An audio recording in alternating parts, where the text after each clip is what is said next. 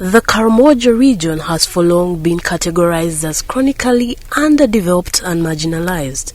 The agro-pastorist region northwest of Uganda is always at the bottom end of every developmental statistics in Uganda. However, Karamoja has a different story, one of pride and upholding its strong culture through traditional dress code.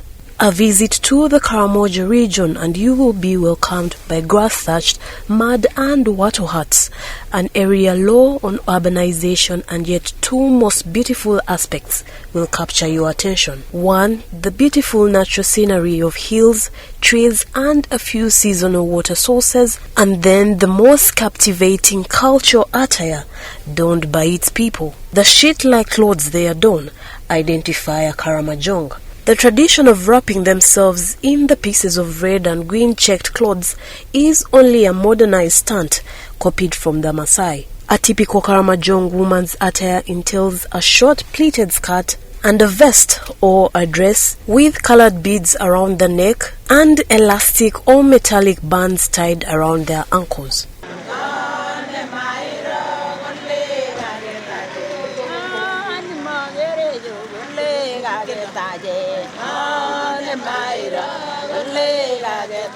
One spots lovely ankles and then your eyes move up, attracting attention to dark firm calves and then even firmer thighs, which set off alarm bells in your head. The Karamojong also adorn markings on their forehead and around the face, shoulder-length earrings, nose rings, a spectrum of piercings and a flamboyant wig. Bangles, bead necklaces are the beauty in the Karamojong attire. The attire also brings them together and identifies them as Karamojong.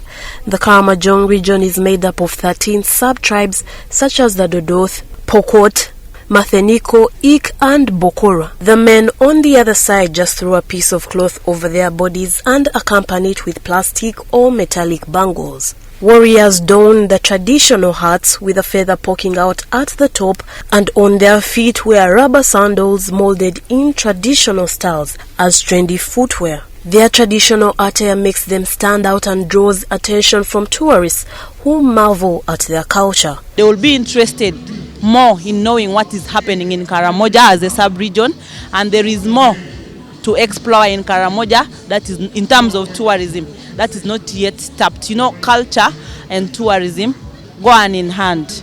There is no way you can detach culture from tourism.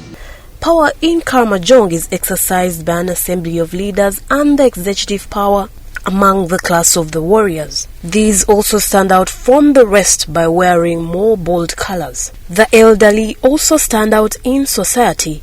Elderly women and men's attire consists of a goat skin that hangs down from the waist. The hairy side outside and the calf sling slang reaches down the knees. The goat skin has to be well shaped, otherwise it would cause embarrassment to the wearer when walking or dancing in case it fell off. A Karamojong bride also wears a freshly acquired well-shaped goat skin to be handed over for marriage. The Karamojong dressing brings out high self-esteem among the people. You need to stand tall and be proud of your own culture, but be able to identify the positive practices within your culture that you can use, teach the young ones, teach the elites, and be able to use those practices to develop your own regions, Uganda as a country and Africa as a continent. There is hardly any trace of modern Western clothing to show how little Western penetration has infiltrated the Karamojong culture. Here, people speak of their strong culture norms and pride in being a Karamojong. We are so proud of our culture that we embrace it, and since it's our identity, we are always proud to dress in our traditional attire, in that our attire is so rich that it has been so attractive. Even today in town, we've taken a lot of pictures with people. They feel they should also dress like us, and in future we would also want to extend it this side and maybe share with the rest of Ugandans. Culture is the identity of the Karamojong, and it is preserved in the dress code. First of all, culture is the identity. The dress code is so rich in that we really dress on the original outfit of the Karamojong people, right from back in the days.